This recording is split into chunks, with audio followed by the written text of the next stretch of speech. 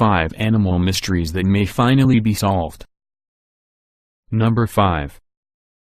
Chupacabras. Chances are, you've probably already heard of these gruesome vampires. Every night, they prowl through the arid landscape to fasten their fangs into livestock, and drain their bodies dry. According to most, they possess long claws, terrifying red eyes, and a row of spikes running down their spines. Or do they? There is no actual footage of their existence, but there are a handful of photos with images of the alleged creatures. Dead ones, at least. With bulging gray eyes and dry, hairless bodies, it's easy to see how someone could mistake them for monsters. The legend of the Chupacabra began circulating in Puerto Rico and Mexico after reports that dead sheep were found drained dry with puncture wounds. Then came sightings of the goat suckers, which were described as being like dogs, rodents, or reptiles. However, according to science, the real chupacabras could be nothing more than wild dogs afflicted with severe mange. Mange is a disease that causes extreme hair loss. As mites burrow underneath the skin, inflammation thickens the skin, cuts off the blood supply to the hair follicles, and leaves the animal hairless and leathery. And since mange leaves animals greatly weakened, it would be easier for them to attack livestock than to hunt down faster prey, such as rabbits. In short, the legendary goatsuckers are nothing more than a pack of mite-infested coyotes. Number 4. Cattle mutilation. In a widespread phenomenon stretching across America, cattle are turning up dead with their tongues and reproductive organs missing. Although more sensible people have blamed it on your everyday predators, there are some details in the corpses that don't make sense. According to a veterinarian that had examined one of the bodies, there is just no way that a predator could be the culprit. The cuts were clean, almost surgical, with no blood or other bodily fluid surrounding the area. Furthermore, footprints around the corpses were completely missing, almost as if the cow had dropped from the sky. These mutilations are not new, either. They have been happening since 1972. Could extraterrestrial beings or mysterious cults be the culprit? There may be a more logical answer. Scavengers such as foxes can make off with a bit of the carcass's flesh, thus answering the question of missing organs. Flies and their larvae will then feast on the softer body parts, such as the reproductive organs and tongues, making the wounds appear precise and surgical. Furthermore, a body lying in the sun will eventually burst open, leading to more surgical-looking tears. The blood that gathers at the bottom will be consumed by maggots. To top it all off, an Arkansas sheriff named Herb Marshall proved this by filming a cow decomposing in the sun, with the end result similar to the mutilations. Number 3. Zebra riddles.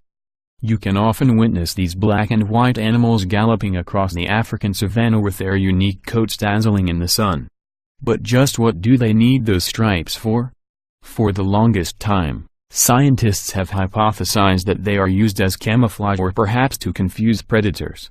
At the University of Calgary and UC Davis, scientists have carried out experiments to measure the distances at which predators, and the zebras themselves can distinguish the stripes at different times of the day. Their discoveries were different than what many scientists had expected. For example, zebra stripes cannot possibly be used as an effective form of camouflage. Even if lions can see them, they would be able to smell them instead. The experiment showed that beyond 50 meters in daylight or 30 meters at twilight, when predators are active, the stripes are hard for them to distinguish.